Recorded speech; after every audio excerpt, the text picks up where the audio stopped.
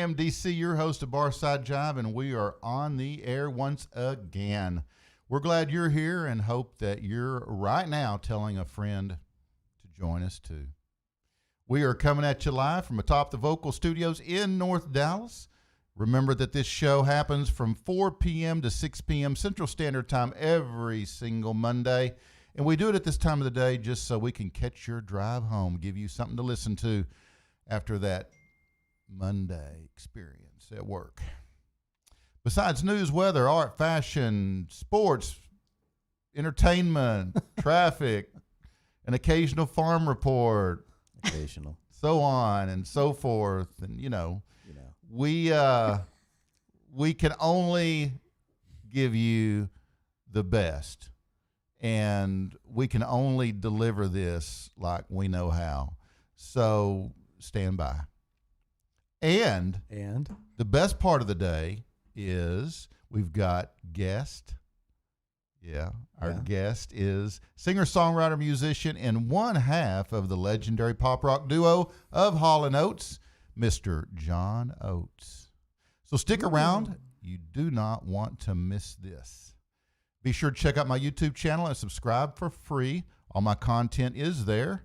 I know you guys have the shortest of all attention spans, so for that reason, I have cut up my 2-hour shows into clips. You can watch them on YouTube at Barside Jive. Just look for the On the Air Primetime Drive Show clips playlist. But if you want to watch the full shows, they're available there too. Look for Barside Jive On the Air Primetime Drive full shows playlist. It's just that simple. If you happen to be listening to me as a podcast right now, you can view the show by going to vocalnow.com. That would be Vocal Now. Just look at the top of your app or the top of your browser, and after the fact, you can always go to my YouTube channel, Barside Jive Live, and catch the latest episodes. Remember, Vocal Now is intentionally misspelled with a K. There you go. Boy, I like the sound of that. That's awesome. Guys, Barside Jive is sponsored by the legendary The Zoo. There you go, man. They're quick tonight. World's best rock and can be streamed 24/7, 365. Once again, at vocalnow.com. How about a word from a sponsor?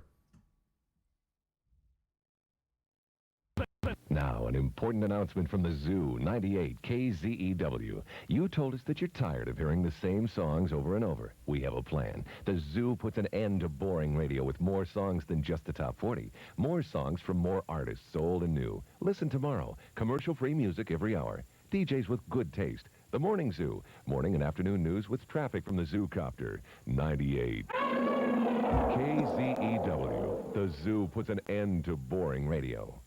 I was just reading some of that. That was pretty good. Sorry. Oh, hey. Also, our sponsor, Woodford Reserve. There we go. Turn it around. That's right. There we go. Thanks to Christy. Yeah, thank you, Christy. And Glenn. And Thank you, Glenn. Thanks, Glenn. Glenn. Appreciate the gift. Glenn letting us have it. Yeah, there you go. Guys, did you know on this day, the movie Quadrophenia was released back in 1979? The film was adapted from The Who's 1973 concept album and featured Sting in a role. I bet you didn't know that, did you? I did not know that. Yeah. The Grateful Dead took one of their longest and strangest trips on this day in 1978 to a place that I've had the luxury to go. That would be when they traveled to Egypt to play in Giza, Egypt, in the shadow of the Sphinx and the pyramids. Ooh, that'd be cool. Yeah. I had my photo taken with a couple of Egyptian policemen there in front of the Sphinx. Were your hands behind your back? Or? No, actually, they were not. I was just being a tourist, and we started chatting, and it was kind of one-way conversation. And I said, got somebody to take a picture, and I had to bring the picture sometime. I got to ask, when you were there, did you walk like an Egyptian? Sorry. Actually, probably I may have. Well, here's hoping. I went to the Hard Rock there. When in Cairo. Rome. Yeah. Went to the Hard Rock there in Cairo. We had some drinks, and I Yeah. probably did walk a little Egyptian-y when I left there. Egyptian-y. I like it. MTV had the first ever Video Music Awards on this day back in 1984. Classic rock dominated the night with trophies going to the Cars, Hey. David Bowie, Ooh. ZZ Top, That's and Van Halen. Gotta love it. The Byrds album that became known as Untitled came out in 1970. It contained one disc of new studio tracks and a second recorded live in concert. Yeah. Including a side-length rendition of 8 Miles High. Yeah. So did it fly off the charts? It did. You're good. Absolutely did. The Birds. Flew like a bird. Supertramp gave us Crisis. What Crisis on this day back in 1975? The fourth record failed to build on the success of the previous year's Crime of the Century. Jethro Tull put out Stormwatch on this day in 79, the last release containing the original lineup of that band. And Meatloaf completed one of the most unexpected comebacks in rock history in 1993 with Bat Out of Hell 2, Back into Hell, which saw a reunion with Jim Steinman, who wrote the songs on Loaf's 1977 blockbuster Bat Out of Hell. Oh, great album. And a birthday today worth mentioning. Well, thank you. All right now, Paul Kossoff, the guitarist for Free, was born on this day in 1950. He died on March 19th, 1976, of a heart attack that was brought on by years of drug abuse. Wow. All right now. He was what, 20? He was in his 20s? 26? Yeah. Wow. Man, he must have started like he was, what, 8? A lot of drugs. A lot of drugs. A lot Man. of drugs.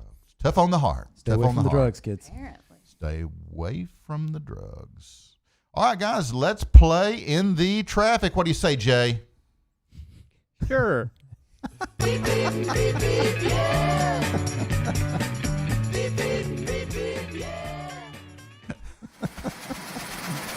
From the Barside Jive Global Traffic Center and your Barside Jive Drive team. Well, it's a mess out there. Tell us about it. Well, let me tell you about it. If you spent any time driving in New Orleans, you might realize that it's a uniquely dangerous place. Take it from someone who lived there at the corner of Felicity and Annunciation back in 2015 and 2016. Yeah, that's where my apartment was. Just down the street from the Mississippi River and really close to where the warehouse used to be. One of the coolest venues in the U.S. at the time for rock and roll. But there are 5 things that all New Orleans drivers should look out for, and I want to cover those now. Okay, wait. Let me get Number 1, right with. you got, okay, Okay, take ready. notes. Yeah. Brad, take notes. I'm taking notes. Left turns are their unicorn. The rest of the U.S. use a thing called a left turn when they need to make a left turn.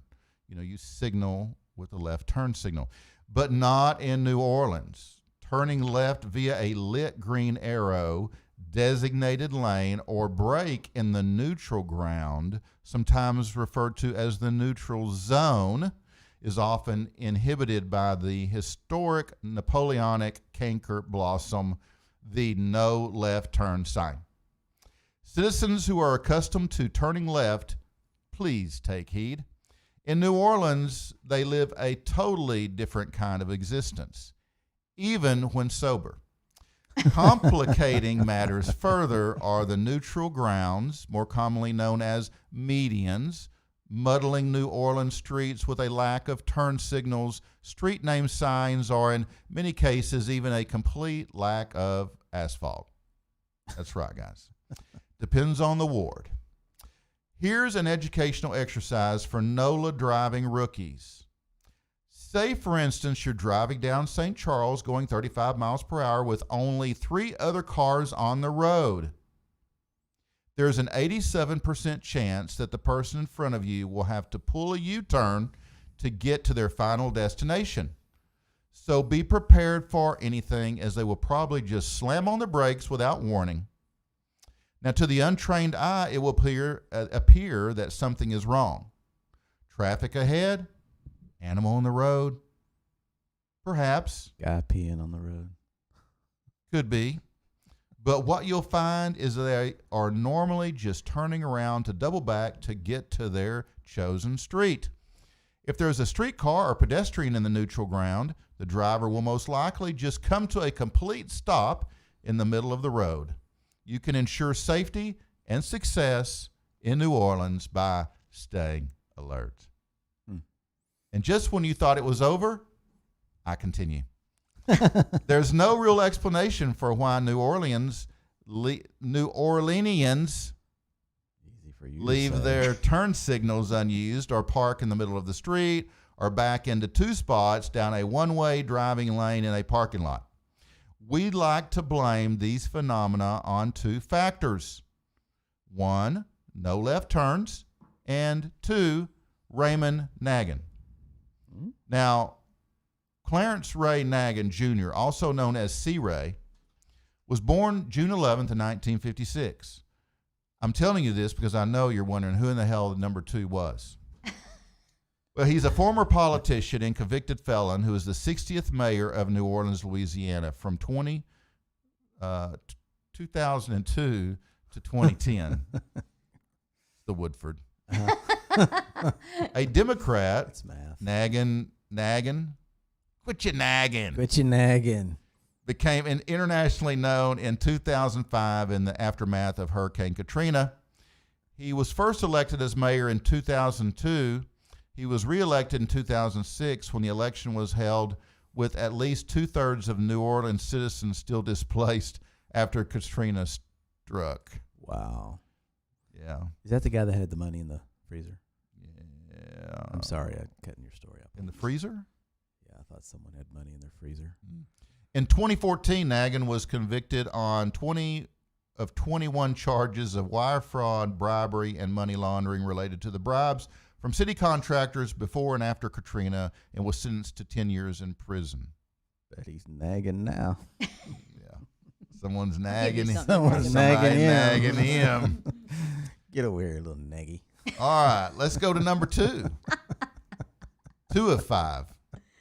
The Crescent City connection will be congested at 8 to 10 a.m. and 4 to 6 p.m. This is a fact, especially if you're traversing between the two banks. Things have certainly improved since the tolls were removed, but there's still going to be an extra 5 to 10 minutes of traffic every single weekday. It's a given.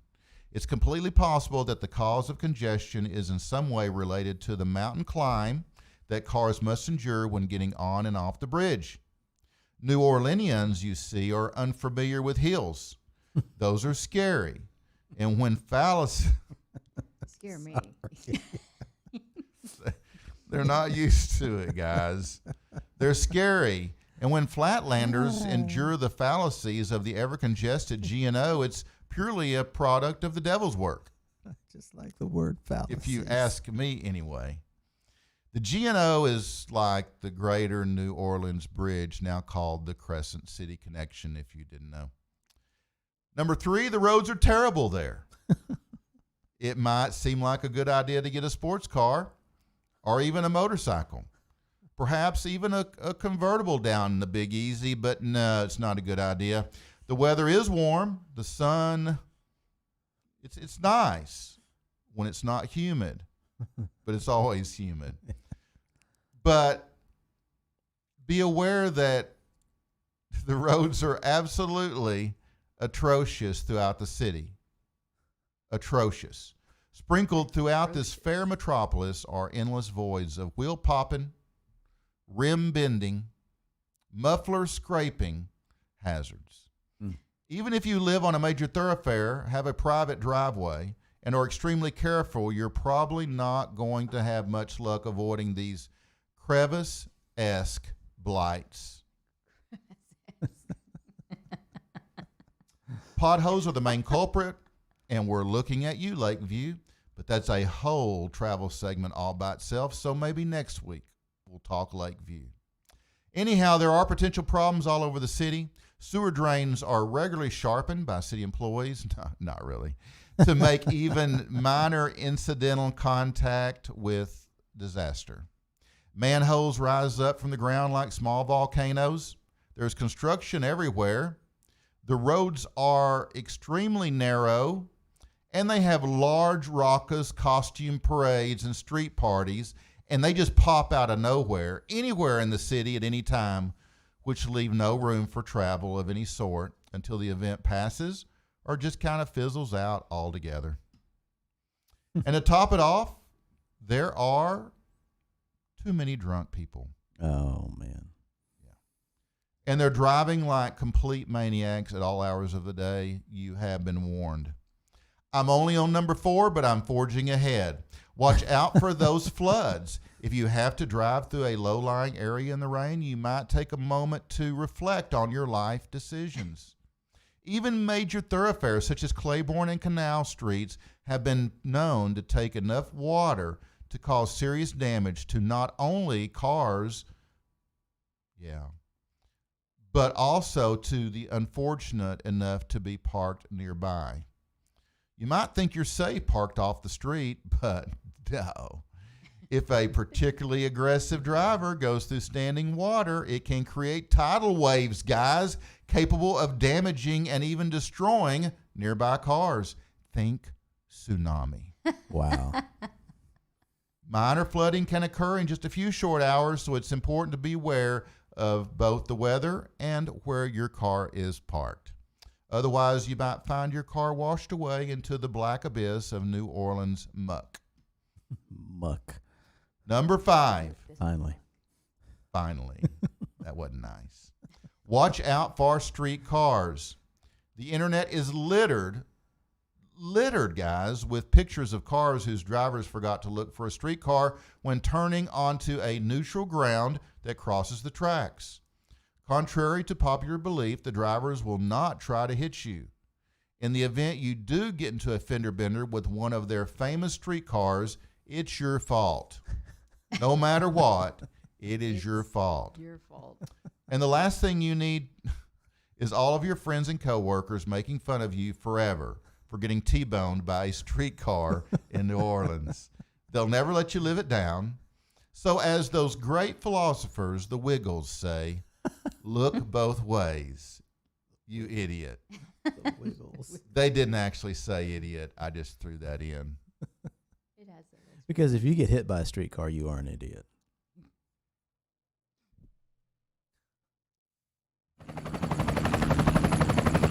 Well, that's all the time we had today for traffic.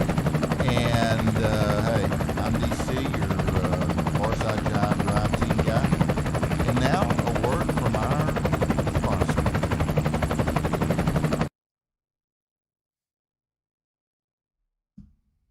It's the Kia, Jay.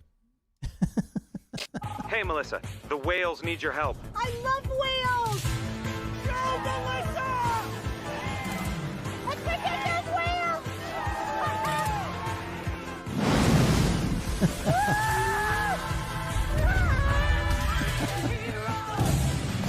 Hey, Melissa, now the trees need you.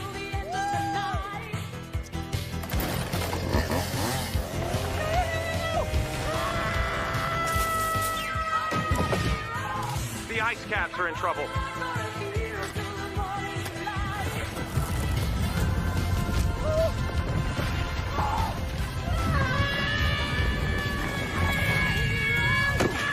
Hey, Melissa, now the rhinos need saving. Rhinos! It's hard to be an eco-warrior, but it's easy to drive like one. Introducing the most fuel-efficient crossover, the Kia Niro. Oh, come on! I don't even like Kias. No, that's a funny commercial. Well, guys, Bree is still on leave, but Christy Johnson is with us today to fill in. Hey, Christy. Christy's Welcome, here Christy. Thank you. Christy is a 33-year-old mother of 8 known children and wife to her 5th husband, Glenn. She's originally from Drain, Oregon, but after being expelled from intermediate school for setting fire to the entire cafeteria, she moved to Portland, Oregon, where she has worked for many years in the professional entertainment business in many of Portland's strip clubs. She likes diamond mining, soul food, shopping lingerie from Walmart online, and loves to read books about teleportation. So here's Christy and Christy. the news. I don't know that Christy is nearly as fun as all that. You are. It sounded great. You're so much funner. Yeah. Christy, we really enjoy having you on the show before, and it's nice that you always bring really good alcohol, even though you don't drink. But how's the band? The band is great. We don't have the same level of activity that we would like to, but that's everybody. It's been a hard thing for everybody to lose so many shows and things like that. But we went through August and had 3 shows, and much to everyone's surprise. But it's just going to be touch and go for a while until things settle out. But is the schedule like you starting to book more? I mean, looking forward in this 2020. Well, yeah, we've gotten a lot of things that are already in the works for 2021. Oh, mostly. Right. But we used the quarantine time to come up with a new project. Oh, did you? A totally new one. Awesome. This one's Evanescence. Really? Yeah, this is. Oh, that's cool. It's Yeah. called Ever the Essence. Really? And wow. it's I just like a it. great one. That music is fantastic. Oh, it is. It Yeah, is it is. good Oh, it is. stuff. And we're having so Absolutely. much fun with it. But when they say, hey, like everybody should go learn a skill or do something during quarantine, that's what we did. Well, that's very cool. If you guys don't know, Christy is the Anne of the Heart Tribute, Even It Up. And we've just loved having her and Glenn on our show. And excited you're here to do the news. And what do you got for us today there, Christy? News you can use.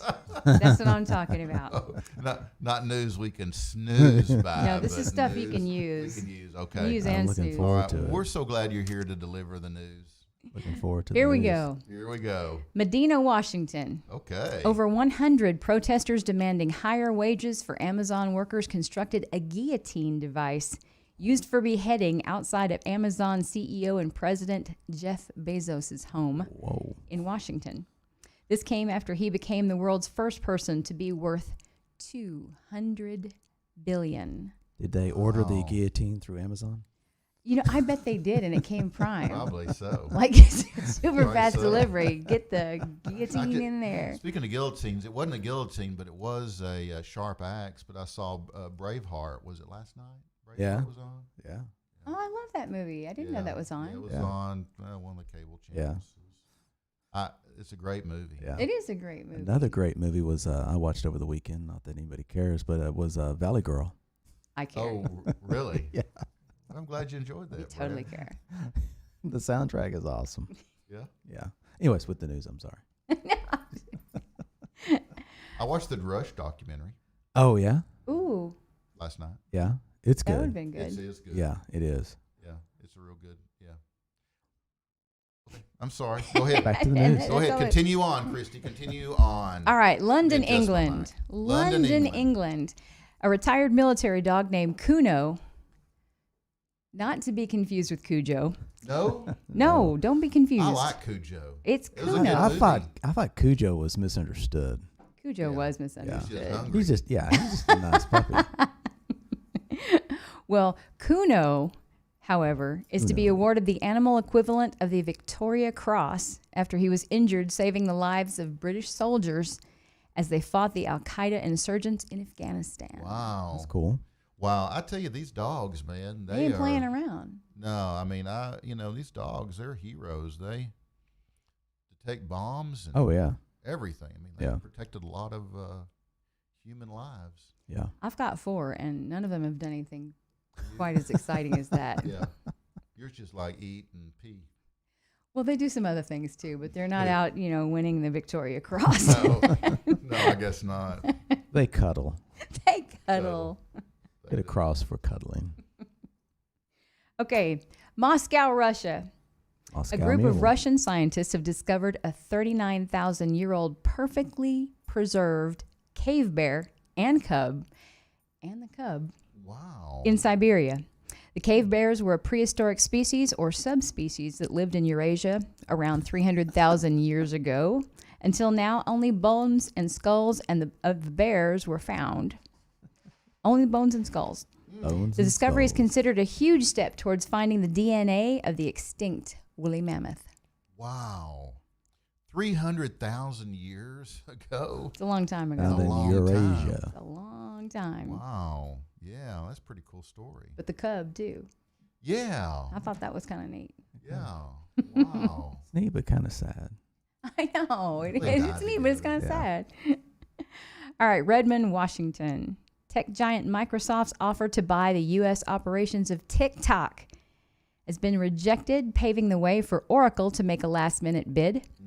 TikTok so far has not commented on the issue. Trump has given a September 15th deadline for Chinese-owned TikTok to sell or shut down due to obvious security reasons. Oh, I guess time is tick-tocking Time is away. TikToking.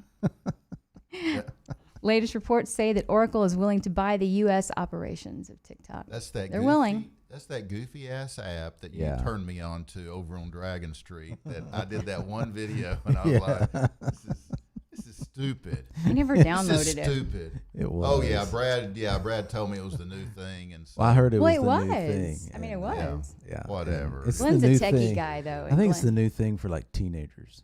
Yeah, Well, but it is. It is. is. didn't work for me. Yeah, it didn't work for me either. Glenn's a techie guy, and he said, just don't. Don't do that. Don't even. TikTok. No TikToking. Yeah. You know, you can tweet. Well, some people But you can. don't tick. Don't Don't- tick. Don't tick. Don't talk. Tweet, just but don't tweet. tick and talk. It was a stupid app. It was a stupid. I deleted it. Yeah, I deleted it.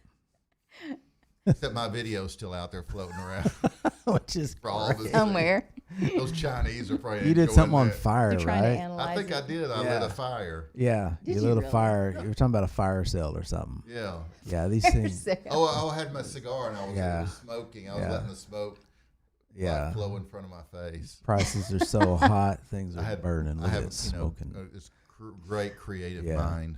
Yeah, smoke on the water, smoke on dragon, Yeah, smoke in my face. smoking the dragon. Speaking of smoking, Well, Brooklyn, New York is smoking.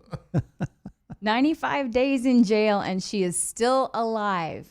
Ghislaine, Oh, Ghislaine Maxwell. she's still alive. She's the gal. 95 days. 95 days. Jeffrey Epstein's right-hand woman was arrested earlier this summer for multiple crimes, including the sex trafficking of minors for Epstein's pleasure. Wow, there's some people sweating bullets now. There's Yeah. you know there is. There's some major bullets. Yeah. Major bullets. Yeah, And we're all going to find out one day. Oh yeah. We have some big suspicions. via Netflix or something. But it seems that those that are keeping an eye on her in prison are a little more concerned about her welfare. I bet. I'm sure they are. You're probably going, and so man, they're we doing missed that bonus. You're supposed to be dead by now. You're supposed to knock her off. No, I was supposed to. I was supposed to knock her off. Somebody's supposed to knock her off. But people are getting a little, Antsy. little antsy, and they want to make sure that she's protected. So here's some of the things that they're doing to protect Ghislaine. Despite the fact that Maxwell has no previous history of being suicidal, she's currently under suicide watch. Surprise! Let me guess who's watching. Hillary. Meaning the prison facility she's being held in is enacting a number of protective measures, which includes special clothing, such as a not so rope. fashionable piece of attire called the anti-suicide smock. Which that Not last that's pretty. season's anti-suicide smock. smock. Yeah, pretty soon it'll be the fall line. I think if you could It's put, the it thing. I think if you could put anything on, you could probably use it to hang yourself with. I think the suicide smock should be just no clothes. Well, it's a single piece of slightly padded clothing that just looks like a dress. It's probably all breakaway fibers. Just 'Cause paper, it's newspapers. anti-suicide. Just newspapers. Yeah, that's Just kinda- basically what it is, I'm sure. kind of put somewhere that Ghislaine is apparently also being held separately from the rest of the prison's general population. Despite this, Maxwell has no privacy whatsoever at the moment. She is reportedly surveilled by cameras 24/7. Wow. all the time. It's a nice word, surveilled. I'm sure Surveilled. they are surveilling her. Her phone conversations are being monitored and notes are being taken on what she said. Plus, Maxwell is being awakened every few hours while she sleeps at night, likely to ensure that she is, in fact, still alive. Hey. Wow. It's like, are you asleep? They're Are really you good? You concerned, still right? alive? And she's probably going, not tonight, Epstein. Can you imagine they're going to do this all the way till July of next year? Oh, Yeah, they're going to keep poking her. And Yeah, keep poking. A you lot of still up? poking. You awake? You alive? You good? Someone's getting poked. It's just wrong. Meanwhile, during the day, Ghislaine Maxwell's cell is purportedly being searched multiple times, and she is subjected to body scans. Well. Former Secretary of State and presidential candidate Hillary Clinton has also been removed from visitation lists to the facility. I think that's a Why? given. Why would she even want to Why? go? Why would she even be on the list? That's just, it's crazy. Needless to say, her lawyers aren't happy with her treatment. They couldn't go in there and In other Who news, cares about her freaking lawyers? Bangkok, Thailand, 8-year-old Mai Li Fei from Bangkok is far from living the usual life of a girl her age. Every day, thousands of people gather in front of her family's house to get a chance of seeing and possibly touching the young girl, a gesture which both Buddhist and Hindu pilgrims seem to perceive as a guarantee of good fortune. What do? Do you go rubber belly? Do you just... that's how Epstein got in trouble. This is kind of creepy. I mean, Why it's in the news. Poor Mai Li Fei. Is she going to be the next Buddha or something? I guess so. Is she the next line For for a that? little rub on the Well, they got to have head, I like guess a- they got to have a woman Buddha That's true. because all these years it's been a dude. So Well, according to the country's top medical expert, Dr. Ping Lau, the young girl suffers a very rare syndrome known as serpentosis malinosis, it means or Jingjing's disease. What I want to know is why don't we just call it Jingjing disease Yeah. and just Yeah. go for the easy Yeah, way but out? you did really well with those big words. she did. She did really well. I mean, I can barely get out So, Jing. so what does this Jingjing's disease do exactly? It gives her lower body a distinct reptilian form and aspect. Which I do we have a visual? Oh, okay. No. There you go. That's the No. Jingjing I disease. think Brad has those out at the farm. Well, we got. I actually had one Out of the farm. in the chicken coop last night. Yeah. Well, only a handful of such cases have been No. recorded throughout history. That's not real. I think there's some. No, if it's on the internet, I've been It's told got to it's be got to true. be true. If But it's on the internet. I'm glad you showed a picture of what Jing disease was because I was thinking something Jing-jing totally disease. different. I'm gonna start wishing that on people I don't like. Just a pox of Jingjing disease. Imagine they wake up one morning, they go get out of bed, and they just flop. Just boom. I can't get anywhere. Like, oh, what's going on? Or the Well- wife reaches over and goes, "Ooh, what is this?" Well, the scientific knowledge accumulated about the pathology is rather limited, and there is no cure in sight for the Jingjing. There's no cure in sight. Jing. I can think of so many inappropriate jokes to go with that. There's a lot of material there. Yeah, I'm skipping a lot over of material. a It's just a number it's, of it's hard for opportunities. me not to say something. Well, the Lay family, Sorry. you can't make it up. This is the news. They've welcomed the situation and brought Mai Li's situation with a mix of anguish and excitement, as the never-ending lines of tourists and pilgrims have brought the badly impoverished family some substantial revenues and Jing, given them an Jing. it's Sorry, given that them was one of them that was going through my head. it's given them an important rise in their social status, but it has cost them intimacy and privacy. I bet. Okay. And lastly, I thought I had that disease, and the doctor told me to take the change out of my pockets. because the Jingjing.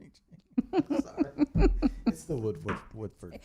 Blame me. It's It's the all wo- my fault for bringing the word. It's really. We should blame Glenn. It's Glenn's Glenn. fault. It's Glenn's, It's Glenn's fault. fault. Yeah. Okay. Okay, but lastly, renowned groupie Pamela DeBar said Cameron Crowe's 2000 movie Almost Famous Great movie. It was a good I movie. love that movie. It's a great I movie. love that movie. Made it impossible for her to sell the film she wanted to make about her own life. DeBar, who had encounters with Mick Jagger, Jimmy Page, Jim Morrison, and others. As I understand it, it's quite a long list of others. Mm-hmm. It's a lot of others. Is she the one they wrote? Kiss wrote the song "Plaster Caster" out from. Okay, mum's the word. Mum's the word. She also told how Crow had dismissed her claim that the character Penny Lane had been based on her, although he later apologized. I'm not saying it wasn't a good movie, she told Vulture in a recent interview. It was a positive look at the groupie muse, and I've been trying to redeem the word groupie for most of my life. When she attended the premiere, however, she was upset by the similarities between Kate Hudson's portrayal of Penny and her own real life. I was actually dumbstruck, she recalled, because that character was basically more me than fellow groupies Bebe Bell or Penny Trumbull. She looked way more like me. She continued, it made it impossible for me to sell my film. I confronted Crow after this film came out, and he basically dismissed me. But then I saw him a few years ago, and he sort of apologized. He actually said, what can I do to make it up to you? And I said, I should have been, Jing Jing. And she said, I should have been a consultant. DeBar argued that the role of groupie in the rock world has been distorted by the uptight sexual nature of America. Because they are uptight. Uptight. But she also said that their portrayal in Almost Famous was lacking the sharp edge of reality. She cited the moment where Penny nearly kills herself after being rejected by a musician, calling it a horribly misogynistic look at what a groupie muse is. Oh, wow. Wow. Apparently that made her pretty mad. Yeah. Made her pretty angry. And she says, this character, the groupie that she's portrayed, is pathetic. I knew all of the main groupies in the heyday of groupiedom. Groupiedom. None of them would have done that. There was always someone else coming to town that really turned me off. No actual music-loving goddess groupie would do such a thing. Wow. She said of her own experiences, I was always of age. I was always taken care of. I was always treated well. Everyone I was with was wonderful to me. I was a woman doing what I wanted to do, period. And that was feminism to me. Wow. I am woman, She'd be hear a great me. guest to have on the show. You should call her. I should call her. We should get her on. Get her on the show. I have some questions. I have many questions, Pamela. I have lots of questions. So, how did you start that? Did you just wake up one day and go, Want to see the snake girl one more time? Jing, jing. Jing, jing. Jing, jing. The Wow. snake girl. Oh. Another commercial. Oh. Oh, it's time for a commercial. Speaking of groupie, Hey, did you imagine something else? It's good to have fantasies, but it's even better to fulfill them in real life. No. And when you do, don't forget to do it safely with Durex condoms. Nothing like a Durex. All right, Brad. hey, DC. It's time. How's it going? It's time, brother. It's time. It's time. What are we doing? Oh, fashion. 2020 fashion. There you go. There we It's go. all yours. There we go. Let's see what we got. I don't say anything. What do you want? Just show me something. We'll talk about it. Oh, okay. Don't show me that. No, just put that away. Put that away. Put that back. I mean, man. Oh, okay. This suit here, Oh. this suit is a very functional suit. It's the suit I call the mullet suit. Is it functional because you can like go to the bathroom? You with could, ease? you could, and Jeremy Thornton wears that on stage. this suit is called the mullet suit because it's business in the front. Is that and, serious? And party in the rear. Major party in the back. Major party in the rear. So yeah, that's why I call it the mullet suit. Okay. And yeah, I think it's a fashionable look. I mean, Yeah. you're at a festival, and Absolutely. yeah. So I think it takes a lot of something to wear that suit. It takes something. does. It takes something, and it takes a mirror. Do I have any? Do I have any chigger bites on my butt? Best check. Okay, what's Check next? yourself. And notice that suit was a pinstripe suit. Now this suit here, Oh, this is nice. yeah. This If is you don't lovely. want to wear a mask, this is the COVID, China virus, whatever suit. And if you don't want to wear the mask, this guarantees A giant Christmas ornament. it The guarantees. COVID suit. Yeah, it guarantees that you have the social distancing because you're like a big bubble. Can't get close. Yeah, you can't get close to that. Don't want to. And I think Don't wanna. Don't I wanna. think they are It's bad. partially nude underneath there too. So, Bad. anyways, yeah. So that's the COVID suit. You know, yeah. So that's that. More for you. Oh, And this one, Nice. that just went away. That I was going to talk about this one here. A lot of people, they like to wear stripes, and stripes are great if you have the right figure for it. And this person here is wearing horizontal stripes. That's a wide stripe. Yeah, and that's what happens. It just makes you wide. And so I would not recommend wearing stripes like that. You know, yeah. what It's do a you no. think? It's a Yeah. no. Yeah, and so yeah, just don't wear stripes. If you got a figure, you got to watch the horizontal stripes. It could all look nautical if you wear it right, and if you have the right figure. But not when it's 20 pounds of mud in a 10-pound sack. Was those shorts or was that a girdle? I thought it was a tube top. I thought it was a tourniquet. I couldn't I tell. don't know. I can't even get in your pockets. And this one here, Whoa. animal print is very That's- popular. That's Wild Kingdom right there. Yeah, and Primal instinct. yeah, At it's work. it's very popular, the animal print, and I think it's always A lot of it right there. I think it's always in season. And, I bet Joanne's ran out of that material. and it's always in season. And this one here, she's just wearing, it looks like some just simple sandals with that Simple pattern. sandals. Yeah, I think she pulls that it what off those really are? well. The simple sandals. Simple sandals. I think she pulls it off really well. Like I said, the animal print is always in Pulls it off. style. I hope not. I hope she Don't doesn't pull pull it it off. Yeah. So, anyways, Okay. it's a nice look. What's next?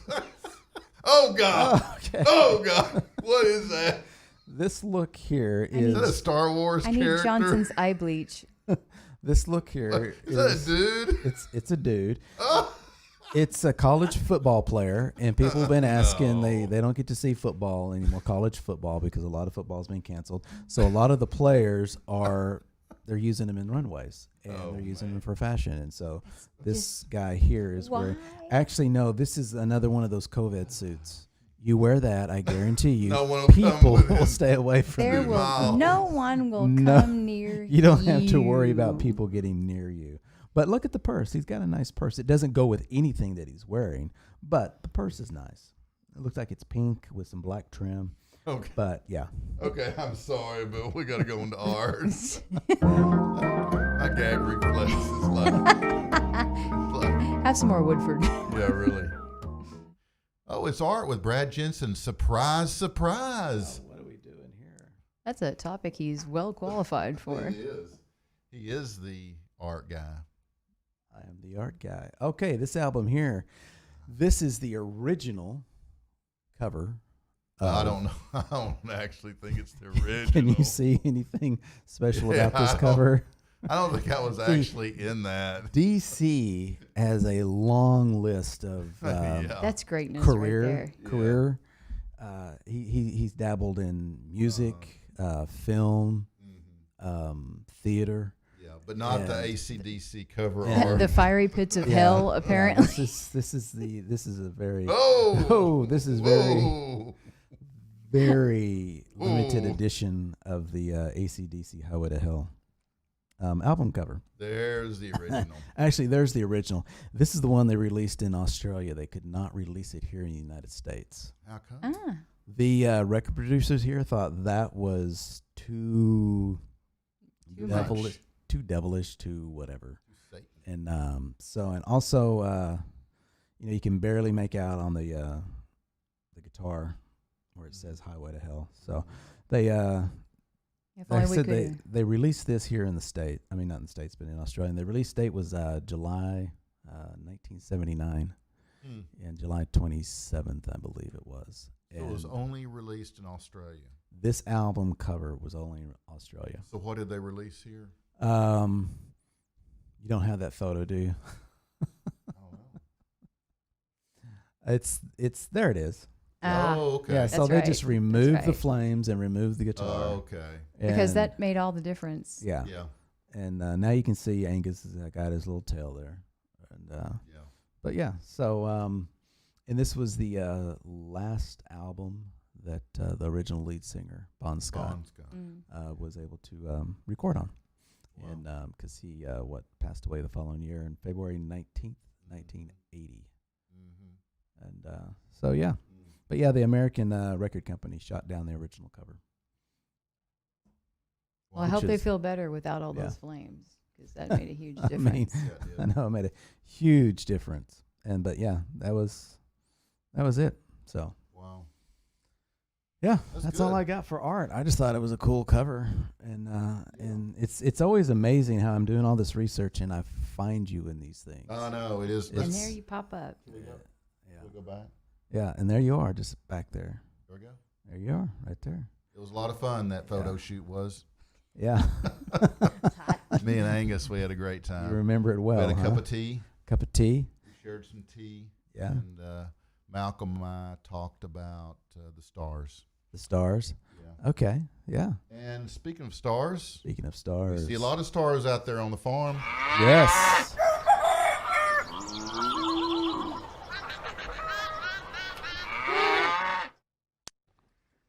And here we go. We're trying to teach this young bull here. If the opportunity strikes, just got to go for it. And, that happens a lot. A little slippage. Yeah, that happened. He didn't have the, and of course the women are laughing at him, and there's Junior going, "Pops, What come the on." hell? And but if you Wow. notice that he didn't have the quiet angle, it was working against him there. No, I think he should have picked Yeah. a smaller cow. He should have. I liked that. He was shooting Give for him the the stars. He was shooting for the stars. And he shot probably Appreciate should the have effort. picked that one there, but no. So it's funny to see what animals do when the mood strikes them. It's like, hey, but I did like his confidence. He said, "I can take this." He was pretty confident. Yeah, he said, "I got this."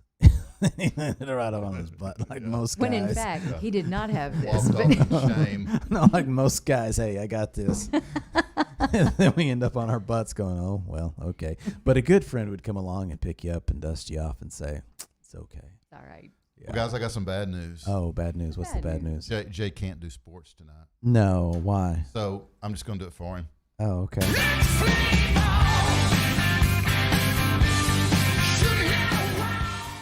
We got to get a picture for him. Since Jay can't do sports tonight, I'm filling in, and I've got some more bowling championships. Oh, okay, good. You ready? Yeah, let's do some bowling. We like bowling.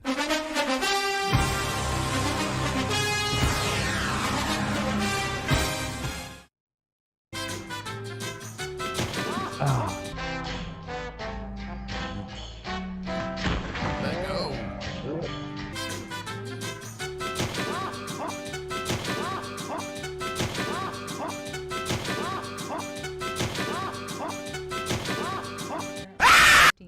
You gotta let go of the balls. Gotta you let go of the ball. You gotta learn. There comes Gotta- a point where you finally got to let go. Yeah, just let go of the balls. Yeah, it'll take you with it. Yeah, you go right down the aisle with it. Well, guys, I guess it's that time. What time? Oh, weather. Welcome to the Barside Jive Global Weather Center,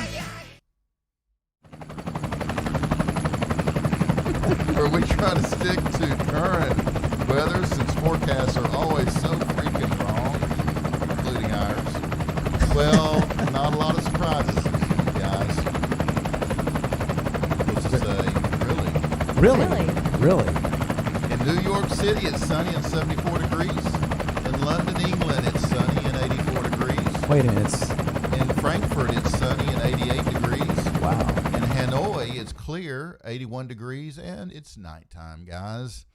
Nairobi, partly sunny and 77 degrees. Jerusalem is sleeping, but it's clear and 84 degrees.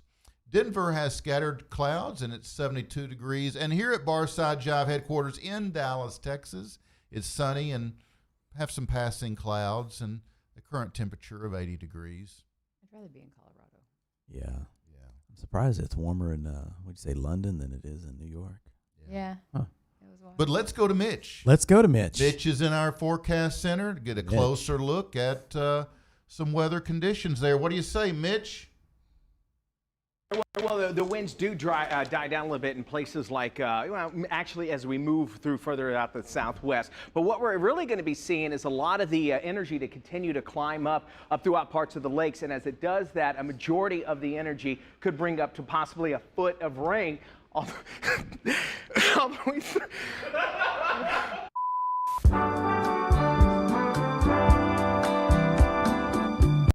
Can we talk about his fashion? That was just pitiful. And that's your global weather from your Barside Jive meteorologist. Kinda. Here at Barside Jive on the air and back to the show, guys. What you think about that weather report? Pretty quick? It was quick and it Snappy? was snappy and it was direct and to the point. And right Mitch up was there. great. Mitch was great. It was just hard hitting. The weather impactful. Hard hitting. Yeah. And he needs to wear different clothes. If you're going to be on television, come on, dude. I mean, at least get a jacket that fits you. The sleeves are past his don't be so wrist. Don't be so hard. No. Speaking of weather and hard, that was hard to do. Guys, well, that'll bring us up to our featured guest segment. Already. Wow. Already. We've been waiting for this guy. I know. We have been waiting all hour and more. Our featured guest segment is sponsored by Hip and Hippie. Hip and Hippie is a planet-loving company known for its high-quality, earth-friendly, 100% recyclable candle line and natural body care products. It's no wonder eco-supporting people love Hip and Hippie, hipandhippie.com. Now, before we take a quick break, I want to tell you a little bit about my guest. John William Oates, born April 7th, my birth month, in 1948, is an American rock, R&B, and soul guitar singer, songwriter, and record producer, best known as half of the rock and soul duo Hall and Oates with Daryl Hall. Although Oates' main role in the duo was guitarist, he also co-wrote many of the top 10 songs that they recorded, including Sarah's Smile. I love that song. Yeah. She's Gone, Out of Touch, as well as Make My Dreams, I Can't Go For That, Man Eater, and Adult Education. Although the duo are still like brothers and still continue to perform together, both are working on solo projects. John has had a home in Nashville for more than a decade, performing with some of the city's most sought-after musicians. John's 30 Tigers debut, Arkansas, performed with the Good Road Band, was released in 2018, proving a critical and commercial success in the Americana and roots community. A combination of Oates originals with classic songs popularized by Mississippi John Hurt, Jimmy Rogers, and Don Gibson. After 2+ solid years of honing their chops through touring, the Good Road Band returns intact for Live in Nashville. Set for release on September 18th, just a few days from now, on all major digital streaming platforms.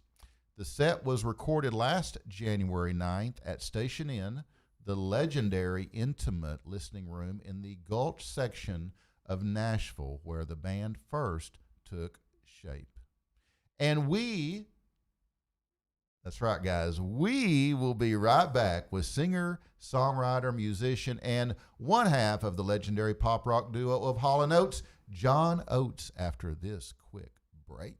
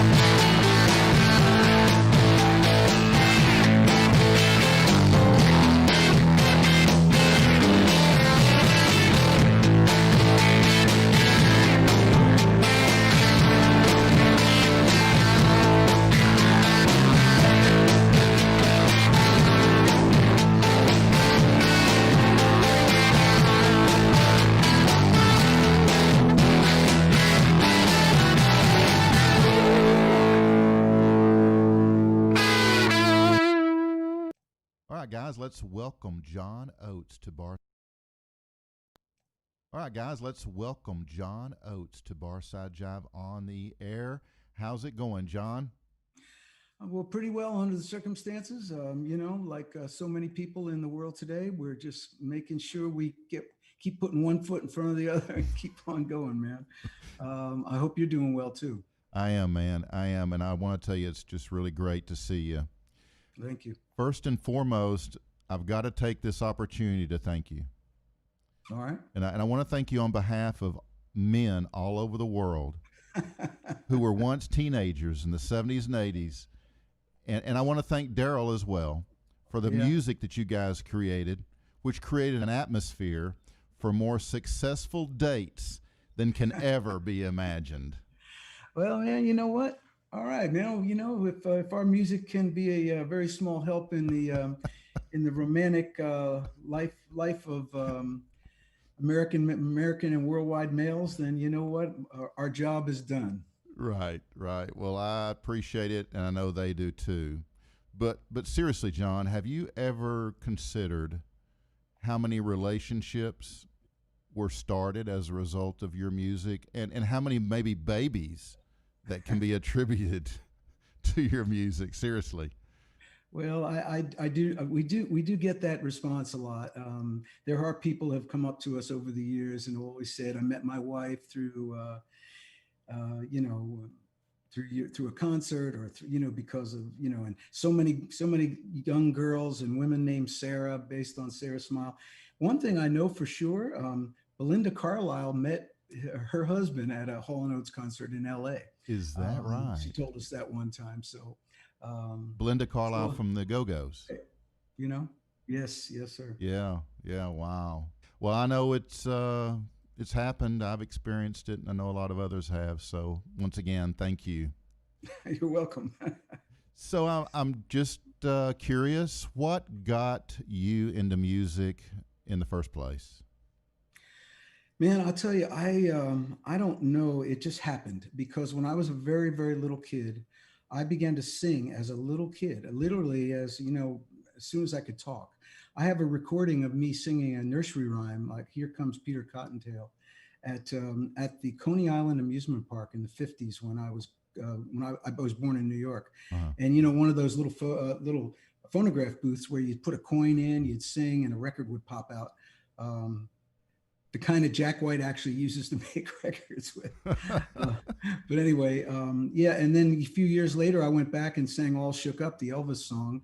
So I was singing from the time I was a little kid. I began to play guitar at 6 years old. I took guitar lessons. And so it's just part of my life. I never thought about it really. It just happened. And, my mom was pretty, she was really kind of proud of me being a singer and a performer, and she was a bit of a stage mom, and she pushed me a bit, which sometimes I resented, but in retrospect, I'm really happy she did. Yeah. And they were very supportive over the years. Did you enjoy practicing, or did she kind of have to make you? Well, the first thing I learned to play was an accordion, because the only music teacher in this little town where I grew up in Pennsylvania was an accordion teacher, and man, I hated it. The accordion used to stay in the closet. And then when I'd have a lesson, we'd take it out of the closet. I'd go to the lesson. And after the third lesson, I remember the teacher said, "I don't think he's practicing." And my mom said, "Don't you want to play the accordion?" I said, "No." I said, "I want to play the guitar like Elvis." And after that, I got a guitar. And then I never had a problem practicing after that. Wow. So do you attribute your major influence to Elvis? Well, no, not really. But, it was the early days of rock and roll. I'm old enough to remember music before rock and roll, which is kind of interesting in a way, because I think it informs who I am as a musician. My parents were of the World War II generation, and they listened to big band music and swing. So growing up as a little kid and being somewhat musically inclined, I heard big band music and swing, and that was the music that really seeped into my brain. And then when rock and roll came in the early 50s, I was old enough to realize that something different had happened. Mm-hmm. So this new change had happened. So of course I jumped on everything, Chuck Berry, Little Richard, Fats Domino, you name it. The music that was played in the earliest days of rock and roll. And so, it kind of followed the path of rock and roll ever since. Right. So, how did this thing, Hall and Oates, how was it born? Quite by accident, really. Maybe fate. I don't know. I guess it depends on how you look at it. You know, I grew up in a small town in Pennsylvania, outside of Philadelphia, because my parents had moved from New York City when I was very young, and Daryl lived in a small town in Pennsylvania as well, very close to where I grew up, but we didn't know each other, Hmm. and so we grew up on a kind of parallel courses, without actually knowing each other. He listened to the same type of radio stations. We listened to the same kind of music. We were influenced by the same thing. Um, when I got to be just graduated from high school, my high school band, who had been together for quite a while, we pulled some money together and went to Philadelphia and recorded a single that we wrote. And Daryl was doing the exact same thing with his vocal group. Hmm. Um, then those two different separate records were being played on Philadelphia radio R&B stations, summer of 1967. And so I heard his record, he heard my record. We were aware of each other. And then we were both invited to a disc jockey was holding a teenage dance in a real tough neighborhood in West Philadelphia, and we were both invited there. We were there. We were backstage with a group called the Five Stair Steps from Chicago, and another guy named Howard Tate, who had a song called "Look at Granny Run Run." And we were going to go lip sync our songs, and a big gang fight broke out, and we made it down to the street level, and that's kind of how we met. And shortly after that, we ran into each other, both going to Temple University. Daryl's group needed a guitar player. My group was breaking up, and I joined his group as a guitar player. That group broke up, and he and I just started hanging out. Wow. So you guys really were destined to meet and to In work some together. weird way, we were, Yeah. I guess, really, Yeah. Yeah. Wow. Yeah, because it's too out there to be just coincidence. Yeah, I agree. I agree. Yeah. So let's move up a little bit, and I'm real curious to how you guys ended up uh, what I consider the early phase of your career with Hall and Oates by getting signed by Atlantic. That's a long story. It's a very I mean, I don't know how much time you got, but let's see. I'll try to shorten it, and I'll give you the abridged version. Okay. Daryl and I were scuffling around Philly. He was doing some session work. I was doing a little bit of that. I was playing in a blues band, playing folk clubs. He was playing in a bar band at night. We weren't really working together. We were friends, and then I had gone to Europe in the summer of 1970, right after I graduated from college, and I had given my apartment to Daryl's sister and her boyfriend, and they subletted it while I was gone in Europe. And they didn't pay the rent. And when I came back, there's a padlock on the door. So Oh, man. I had nowhere to go. I had a backpack and a guitar and no money. And I showed up on Daryl's doorstep, and I said, "Hey, man, your sister kind of screwed me here. Um, I don't know what to do." He said, "No problem. Why don't you just live here?" And so I moved into this little room on the top floor of this little tiny house, and that's where his piano was, and that's how we started writing songs together. Um, so we scuffled around. We played art galleries and coffee houses in the Philadelphia area, in the little hippie neighborhoods that we lived in. And we were working for this guy in Philly who was trying to promote us as songwriters, but it wasn't going anywhere. And we couldn't figure out why. We'd play for people, and people would go, "Wow, you guys are amazing." And no one would ever take the next step. We couldn't figure it out. Hmm. And we got very frustrated, and we pooled our money together, took a flight to LA, and landed in LA and there was a publishing guy from Chapel Music that we knew who picked us up at the airport, let us sleep in his house. And he took us around to some places in LA. We thought maybe, we'll give it a try in LA and see what happens, because it wasn't going anywhere in Philadelphia and New York for us. And he took us to this guy's house named Earl McGrath, who was an art dealer and a friend, a very good friend with Ahmet Erdogan, who's the president of Atlantic Records. And we just hung out in this guy's cool little cottage down near Santa Monica Boulevard. And we played him some songs, literally just in his garden. And he started laughing. I remember after we played a couple songs, he said, "Are you guys for real?" I said, and we didn't know what he really meant. He goes, "Why aren't you guys making records?" And we're like, "I don't know. Nobody seems to want to sign us." He goes, "I'll sign you." And he said, "I'm calling New York." He said, "You guys go back to New York and you audition for Atlantic." And he said, "We'll get this thing going." Wow. And that's how it happened. And we went back to New York, and sure enough, we auditioned for Atlantic Records. And Arif Mardin, the great producer, was there. He heard us play, and at the end of the little session, he stood up and he said, "I will produce them." He was from Turkey, so he had this very strange Turkish accent. Yeah. He goes, "I will produce them," and that's all it took, because Arif Mardin was he was the man, and that's how we got started. Wow. What songs did you play during the audition? Well, some of the songs that would have appeared on the first album, which was called Whole Oats, which was very folky and this kind of esoteric, introspective record, because at the time, Daryl and I didn't have a band. So it was just the two of us. He would play Wurlitzer piano, I would play guitar, and sometimes he was just starting to play mandolin. And it was very acoustic, very singer-songwriter. I mean, a lot of people don't even know about this album, but it was our first album. And there was a song called Georgie, and there was a song called Lily. And there was a song called Water Wheel, and just very, very arty kind of acoustic singer-songwriter stuff. Wow. Yeah. Wow. So back to the 70s and 80s, sex and drugs was a big part of rock and roll. It was? Yeah. Yeah. So were sex and drugs a big part of Hall & Oates? Well, one of them was. I'll let you take a guess. I'm still here. Yeah. Yeah. Lots of sex, very little drugs, right? There you go. You said it, not me. Yeah. Yeah. Well, it's interesting because you can name very few bands that weren't heavily into drugs. It was everywhere. It was pervasive, and we had our issues with it. Daryl and I have never been the kind of people who've just fallen into that trap.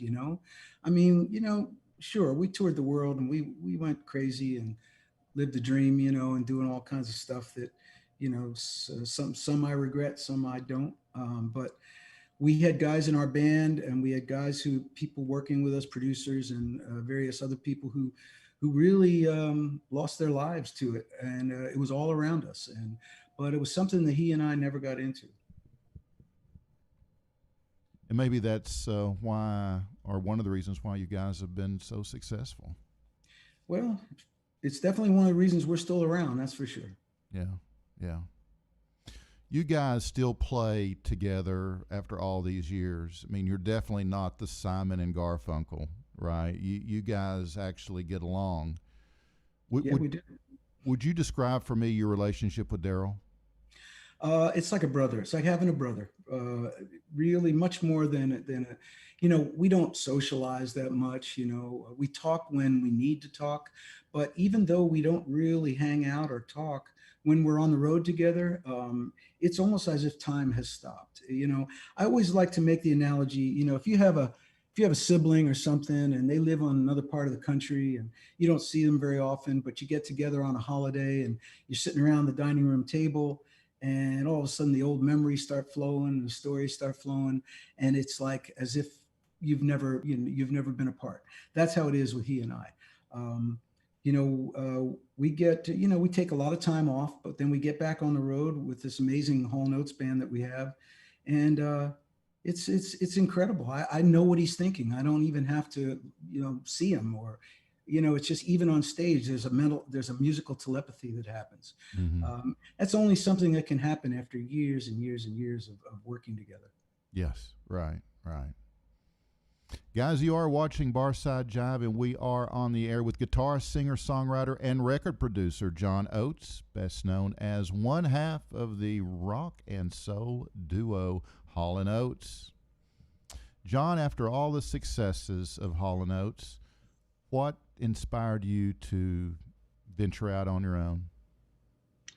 Well, during the 70s, Daryl started making solo albums in the late 70s. He is very prolific, much more than me when it comes to songwriting.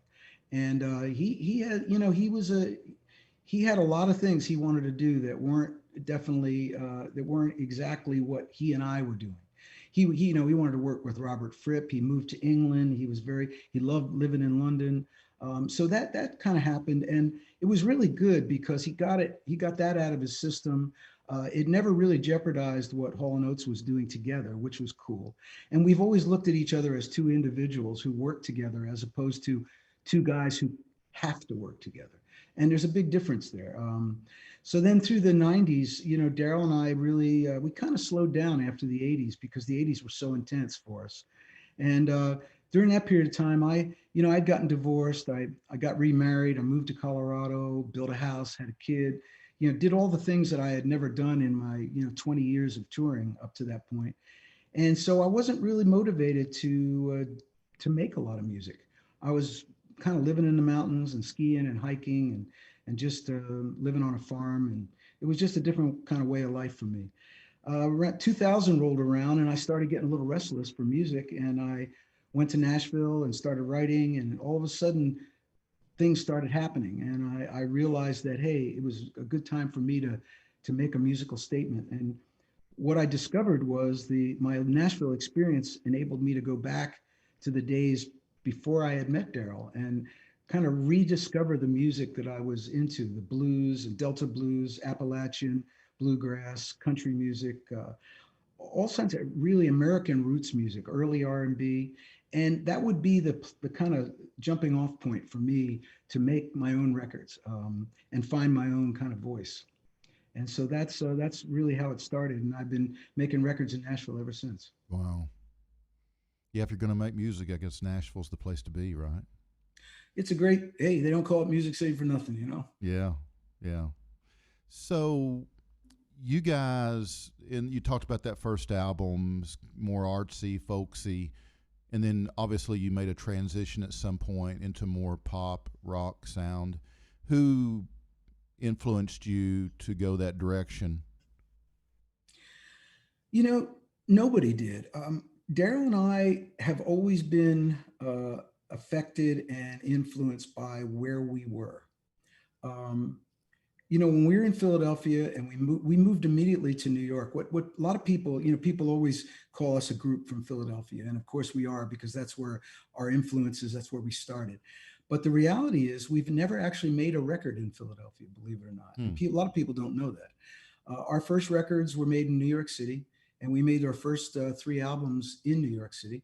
And then we went out to LA and made three albums out in LA because the guy we were working with, a producer named Christopher Bond, was living out there, and he kind of had that scene wired, and he convinced us to come out, and we made three records with him out there, and then immediately came back to New York in the late 70s, and all through the 80s, all our records were made in New York City.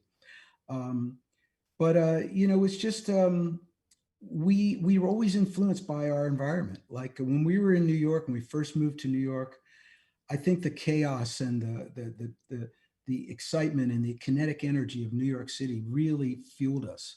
And after we made the Abandoned Luncheonette album, we recorded an album with Todd Rundgren called War Babies, and it was really a total reflection of living in New York City for the first time. It was very experimental and edgy and hard, and it wasn't necessarily what our sound would end up being, but it was definitely a component that we could carry forward. I think it was the first album we made in LA, the Silver album, the one that had Sarah Smile on it, where our sound began to coalesce for the first time, where we were able to bring the folky and the singer-songwriter elements together with the Philly R&B and a little bit of that edgy thing that we did with Todd Rundgren. And all of a sudden, a sound kind of started happening. And that's, you know, it kind of makes sense too, because that's when we had our first commercial success as well. So, and then from there on, we just honed it. We just kept working on it and working on getting a better road band and taking that road band into the studio. And it was really a long progression that led us up to the big time success in the 80s. Yeah. You know, a lot of bands, you hear the stories about their battles with the label. Did you guys ever get pressure from the label to do something different than what you and Daryl envisioned? Well, there was always a subtle pressure, but we never succumbed to it. We never bent to it, man. We had a manager who really fought for us, and we kept, unlike the music business of today, where labels and the executives and the people who are involved in the in the business side are very much involved in the music as well nowadays. It was totally different for us. We never allowed any of the record company to come to the studio, never allowed radio people to come to the studio. In fact, we never allowed anyone to come to the studio. When the record was done, we delivered it. We not only did we deliver it, we delivered the music, the album cover, you name it. With the way we looked at our philosophy was, hey, we make the music. It's your job to sell it. You figure out how to sell it. Here's what we got. Right. And it worked for us pretty much our whole career. Wow. Well, you published your memoir, Change of Seasons, I guess, in 2017. So what inspired you to write that? Well, I was a journalism major. I've always been a writer. Always felt like I would write a book one day. Didn't know what it would be. Didn't know it would be a memoir.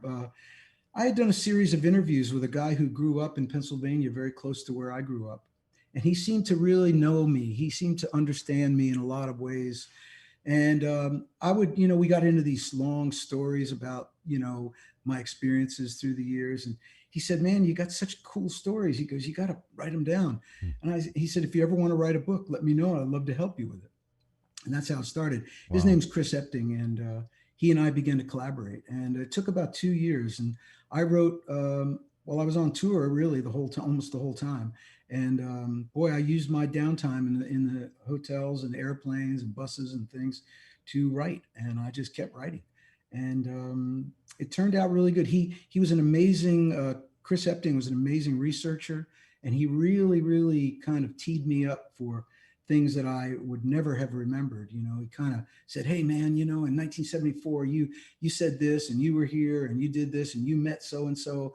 And I was like, wow, really? And I said, oh yeah. And the memories started flooding back, started coming back, and I began to expand on it. It was like having a coloring book, man, with with just the outlines of stuff, and then I had all the colored pencils, and I could just color it in and start making it, come alive.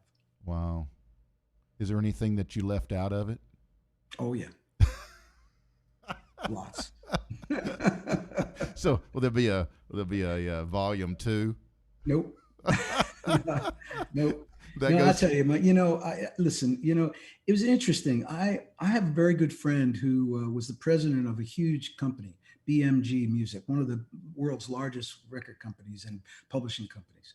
And he was the president of BMG, the parent company to RCA and Arista, the labels that we were on. So over the years, he and I became very, very friendly. And I told him I was going to write this book. And I told him that there were things that I wanted to write about. There were things I was worried about writing about. And there were things I felt, I was on the fence about writing about. And we took a ride up into the mountains one day. And we got up to the base of this mountain lake, and we sat on this rock, and we started talking. And he said, look, I know you want to put the blame on certain people for certain things that might have happened to you, and you want to expose the truth, and you want to tell the truth. He goes, but I just also want you to think about where we are right now. Look at you, look where you're sitting, look at the life you have. You got a beautiful son, you got a beautiful wife. You're living in paradise, and sure, there's a lot of water under the bridge, but think about that before you try to nail somebody to the cross.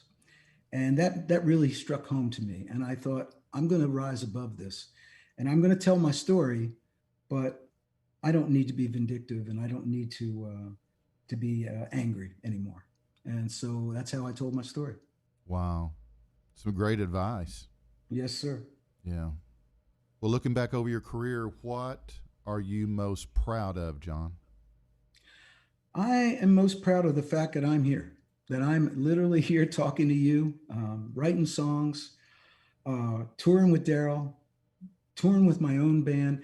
And the very fact that I think the world actually cares enough to listen to not only the old music and still embraces that, and it's still, you know, a younger generation has really responded to the old music, but people are willing to listen to new music as well. It's incredible to me. I never would have thought that. You know, if you take me back to the early 70s when he and I were starting out, and if you would have told me, hey, in 2020, man, you're going to be touring the world, playing giant arenas. You're going to be living in Nashville, making roots music, and you know, writing songs with young writers.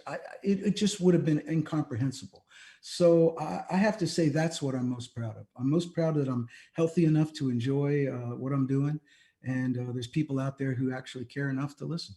Wow. Well, do you have any regrets? Yeah, I think I would have been a little bit more. I'll tell you what I would have done. I would have paid more attention to those stupid music videos that we did in the MTV days. I wouldn't have been such a clown jumping around with pink pants on, doing stupid shit like that. Oh, now wait a minute. Come on now, John. That you love the dude, pink pants, don't you? No, dude, that totally fit into the time. I know. I mean, those videos were awesome. Okay, here's how it works. Let me explain it to you.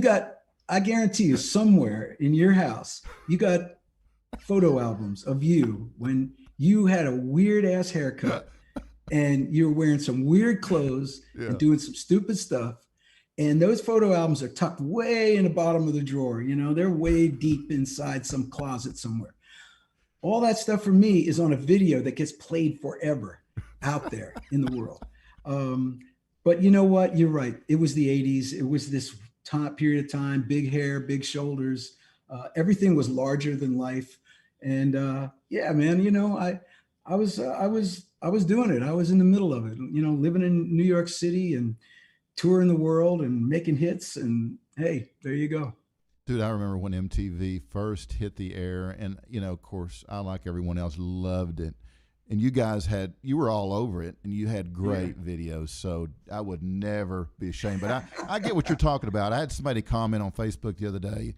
I'd posted a photo. It was fairly recent. And they made a comment about, well, this sure doesn't look like your high school photos. and I was like, yeah, because I looked pretty squirrely back then. But not that I don't now, but, you know, but I kind of got it. You know, look good, man. You look like exactly like you should look. Well, thanks, John. I kind of got what they were saying, though. I mean, I get what you're saying, in that, you know, if those photos were just put out there publicly, you know, you'd probably. I mean, I wouldn't care, but you might cringe a little, you know. Yeah, that's right. Let's just leave it at that. Just cringe a little, right? That's right. That's right. So tell me about a time that you, John, met one of your heroes. Wow. I've been very fortunate. I've met a bunch of my heroes.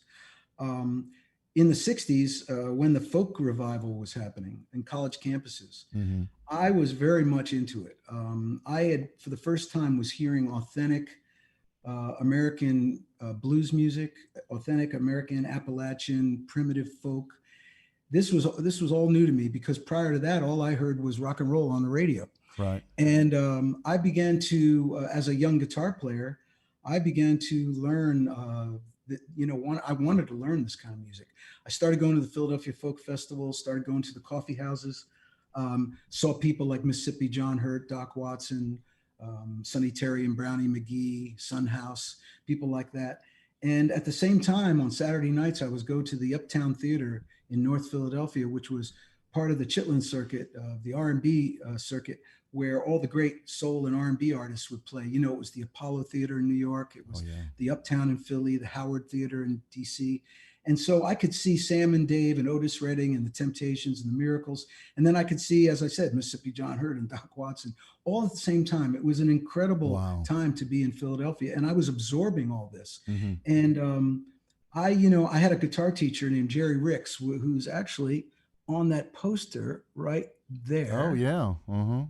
And Jerry was very much a part of the folk and blues scene in Philadelphia.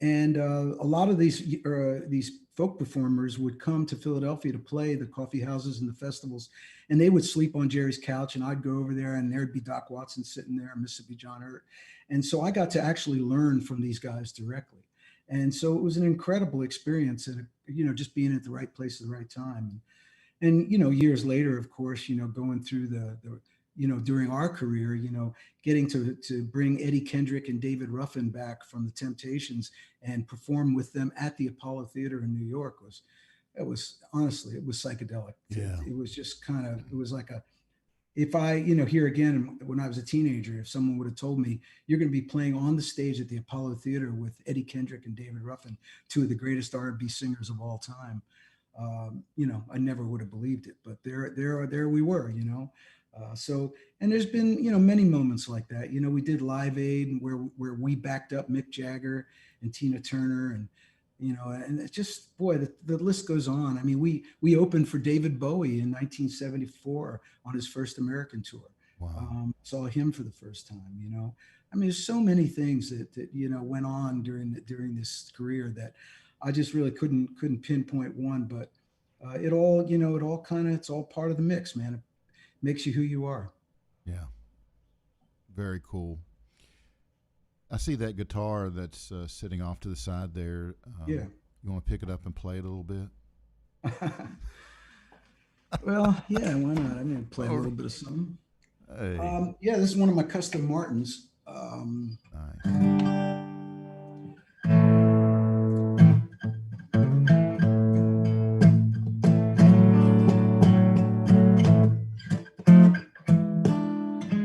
Heaven, please, let all mankind understanding in peace of mind. If it's not asking too much, please send me someone to love, someone to love. Show the world how to get along. Peace will enter when hate is gone. If it's not asking too much, please send me someone to love.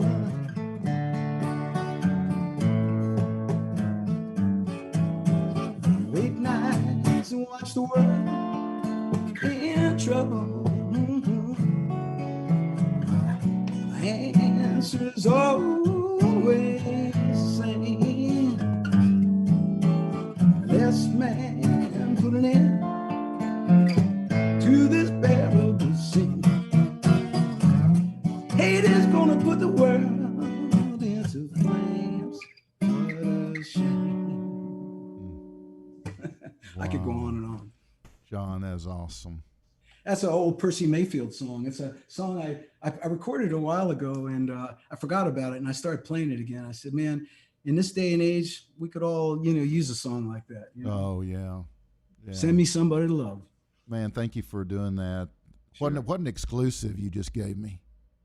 Oh, man, hey, that's what I do. I play music. That's what it's all about. Yeah, well, I appreciate you doing it live like this. Guys, you are watching Barside Jive, and we are on the air with guitar, singer, songwriter, and record producer, best known as one half of the rock and soul duo, Hall and Oates. Well, John, from my vantage point, it would seem as though you guys, your path has been pretty straight. Have there been obstacles? Absolutely. There's been tons of obstacles. I spoke about it earlier. I mean, just getting started was it took a couple of years of playing for people and writing songs and trying to figure out who we were and how we could get people to pay attention to us. And then all of a sudden they did. And it didn't happen. We made 3 albums before we had really any commercial success. Mm-hmm. And nowadays, record companies don't let an artist make 3 albums without having a hit. Mm-hmm. We were very lucky in that we grew up during a time when record labels actually signed you because they thought maybe you'd have a long career, and they were willing to wait while you developed and evolved creatively. And I feel bad for a lot of young artists today who don't get that opportunity, don't get that opportunity to make creative mistakes, because how can you possibly find yourself if you don't make creative mistakes? So yeah, sure, we had that. And in the late 80s, our manager kind of left, and as I said earlier, got divorced, and there was some money problems and things like that. And that's when I kind of sold everything and moved to Colorado and started over again. And that move to Colorado saved my life. And it was an upward trajectory from there. So, there's been setbacks along the way. There's no doubt about it. But overall, I just knew that, any decision that I had to make was going to be predicated on what's going to allow me to keep being a musician. Now, if that meant I was going to play in bars or teach guitar lessons or whatever it might be, that's so be it. That's what I would have done. Right. Fortunately for me, it worked out in a different way. But I was going to be a musician, and I didn't know what path it would, how the path would take me, how rocky or smooth it might be. But here I am. Well, looking back over your career, what would be the best advice that you would give to someone that was just starting out in the industry? Well, same advice was given to me, and the same advice I think that any artistic person has ever gotten over the years. You've got to have a strong constitution, believe in yourself, but you got to pay your dues. You got to learn your instrument. You got to learn how to sing, learn how to write songs, study the people who you admire. If there's someone who's your hero, musical or artistic hero, study them. Find out what it is that they do that reaches you, that touches you, and then figure out how to translate that into your own experience and your own creativity.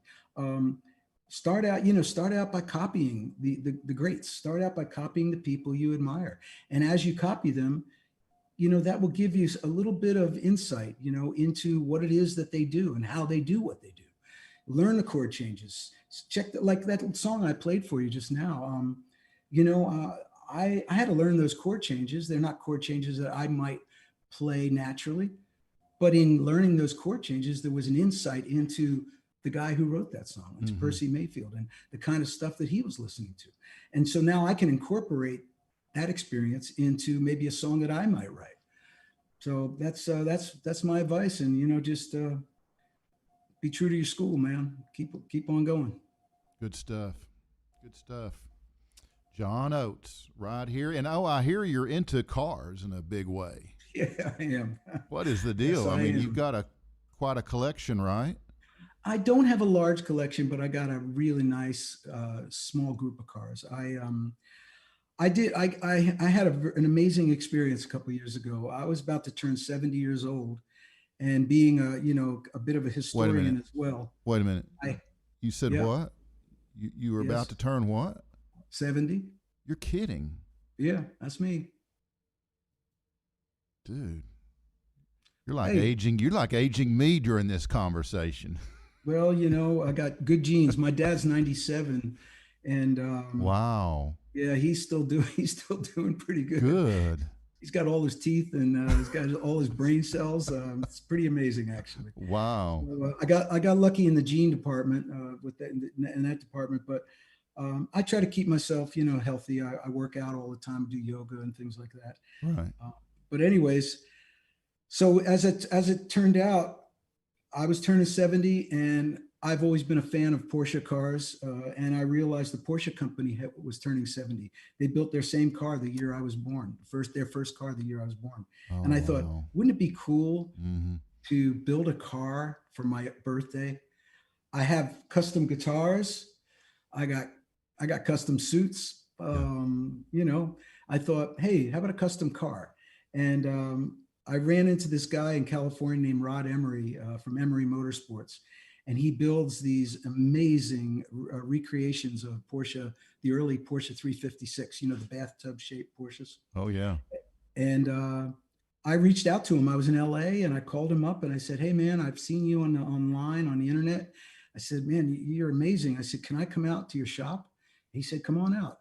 I came out to the shop and we talked. And next thing I knew, I said, I want to do this. I want to build a car. He says, it's going to take 2 years. He goes, you got to be patient. I said, all right, I'm willing. And we did. It was actually 2.5 years. And Mm. I collaborated with him. I would go out there once a month and see the progress of this car, and it turned out to be a masterpiece. It's really unbelievable. It's won a blue ribbon at a very prestigious car show last year, and I drive it, and it's just an amazing experience to have it. And actually, this past Christmas, my wife and I found a car that I had built in at the Porsche factory in 1984 when I was on tour in Germany, and I had sold it in 1990, and she and I dated in that car. Wow. And we found it on an online auction on Instagram, and we bought that just recently and got that restored. So now we have that car as well. So yeah, a few things like that. It's therapy for me, man. I get out on these country roads in Tennessee and I just drive, no radio, man, just kind of zone out and just enjoy the experience. And it's always been a thing that I've always loved doing. Yeah, that's really cool. Are you into racing as well? I did. I raced from late 70s until mid 80s. And I raced quite actively, got into the professional levels, but I wasn't giving it a professional effort because I just didn't have the time in my career, and had an accident at a place called Elkhart Lake in Road America in Wisconsin.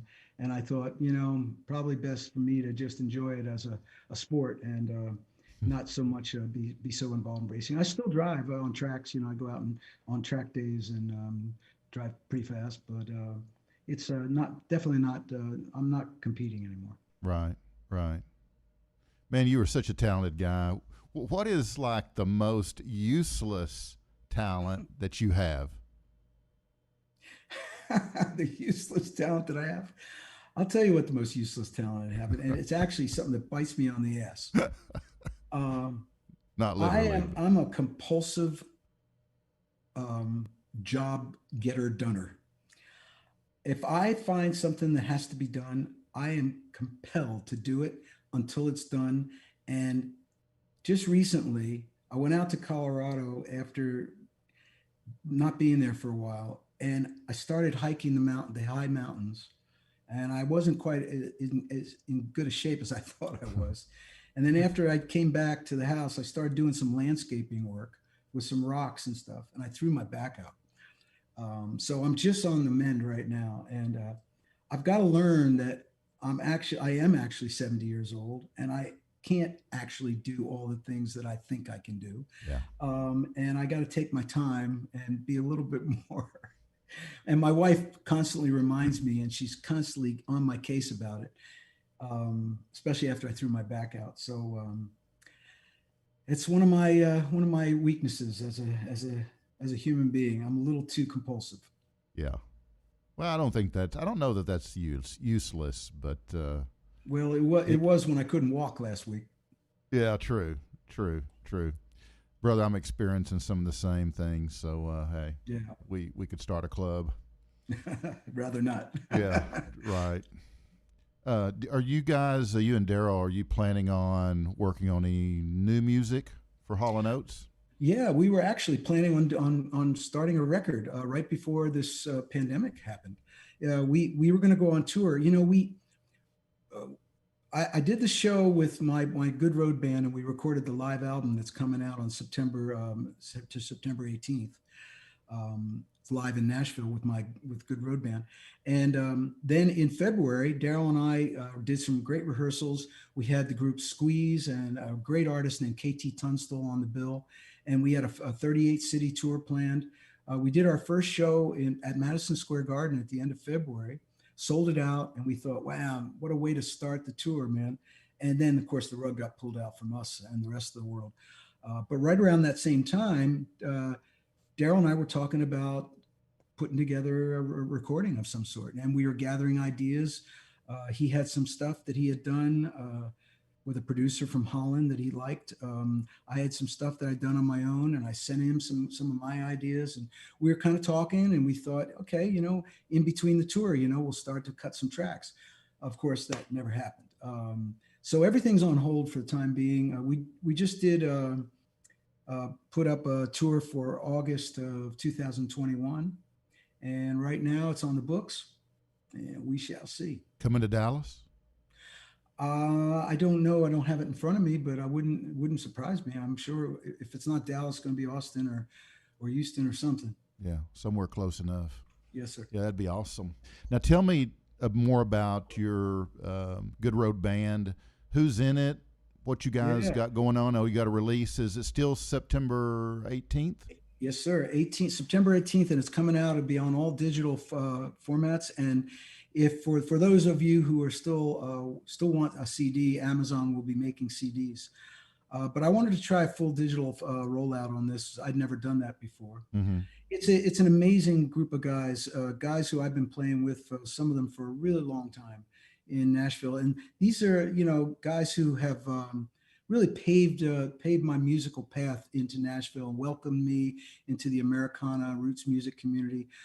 Guys like the mandolin legend, Sam Bush, who's just, I mean, if you know anything about roots music, Sam Bush is just, he's just an incredible guy, amazing talent, and a very good friend. Lead guitar is this monster lead guitar player named Guthrie Trapp, who teaches online guitar lessons to people all over the world and played with some of the greats in Nashville over the years. Amazing bass player named Steve Mackey, who tours with everyone from Roseanne Cash to the Wallflowers to Peter Frampton. Josh Day, who was the former drummer for Sugarland. Russ Paul, who plays with Dan Auerbach. And a guy named Nathaniel Smith, who plays cello, and he's in the Casey Musgraves band. Wow. And when I can get all these guys in one place, which is not often, we tour. And we toured for 2 years on and off. And I was really glad I was able to capture an amazing live show at the Station Inn, which is a legendary venue, a small venue in Nashville. Mm-hmm. And we recorded it on January 9th of this year. And little did we know that the world was going to end or stop anyway. Right. And so I had this amazing recording of the live show. And I thought, man, there's no live concerts. I might as well put out a live album. I know it's a poor substitute, but better than nothing. And we mixed it, and it sounded amazing, and the band was red hot. And comes out September 18th. I hope people will check it out. That's awesome. Yeah, I've gotten to hear some of your, at least 3 of the songs that you've released so far, and it's amazing work, John. Oh, thanks. Yeah, the playing is off the charts. Yeah. Hey, I noticed some video as well as some photos of you without your mustache. I'm sure glad you grew it back, dude. I mean, it was like, yeah, I got the little white goatee. It's kind of disappearing, Yeah. But, I got the stash. For some reason, it's a stash is like an evil brother. Yeah. It still stays dark. It won't go away, man. It won't turn white like the rest of my beard. I think it's trying to tell me something. Yeah. Well, it's at your look, and I saw a lot of media without any facial hair at all, and it just threw you, huh? It didn't look like scared you, right? It did not look like you. Not at all. Yeah, it's one of those things, man. It's like it's so weird to be associated with, if facial hair is the thing that identifies you to the world. What prompted you to shave in the first place? That's another long story, dude. You don't have enough time. Oh. It was real. I'll tell you what it was. It was 1989 or 88. I can't remember. Daryl and I were hardly touring, and we had done a tour. We were invited by Yoko Ono to do a tribute to John Lennon in Tokyo, and a lot of artists were invited to do this big festival for the anniversary of John Lennon's death. And around that time, I was going through a lot of life changes. It was right when I was getting ready to leave New York to move to Colorado. I had gotten divorced. Just things just weren't in sync for me. And I remember I did the show, and that night I went back to the hotel room and I was looking myself in the mirror, and the mustache just looked weird to me. I looked like a different person. And so I just shaved it off. It was totally spontaneous. And I remember the next day I went to the airport to fly home, and I walked into the waiting lounge of the airport, and Daryl said, "What the hell did you just do?" And everybody was laughing and looking at me like I was nuts. And I remember It was who was it? Miles Davis was on the show, and he was also on our same flight. Yeah. And he came up to me. Miles Davis came up to me and he put his arm around me like this, and he went like this. This is exactly what he did. He looked at me with those eyes, those red eyes of his, and he went, "Now the loving's going to be better." I swear to God, that's what he said. That is awesome. And then he went over to Daryl and put his arm around Daryl, and he told Daryl, he said, "I used to tell my hairdresser I want to have hair to look just like Daryl." That's classic. That is awesome.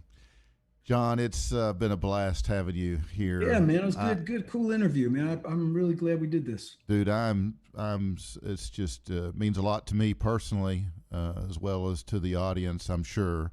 And I love your mustache story, so I'm glad I asked you. Yeah, I'm glad you did too. All right. Yeah, you never know. You just throw it out there and, hope something happens. But I do appreciate you taking the time to hang out with me this past hour, and I wish for you and your family continued success, good health, and the very best that this life has to offer. Well, that's very nice of you, very kind of you. I wish you the same, and let's all stay as positive as we can, and we'll get through this unusual period of time and make sure we can put the world in a better place somehow or another. Yeah, and then we can go to a Hall & Oates show. Yeah, we can go to a lot of shows. Or go to some of your solo shows. Yeah, anything will be a welcome relief at this point. Yeah, it really will. Well, guys, that was John Oates, guitarist, singer, songwriter, and record producer, best known as one half of the best-selling rock and roll duo of all time, Hall & Oates. All right, John, hang with me a minute, okay? Sure. Remember that all of my content is available on YouTube. Just search for Barside Jive Live.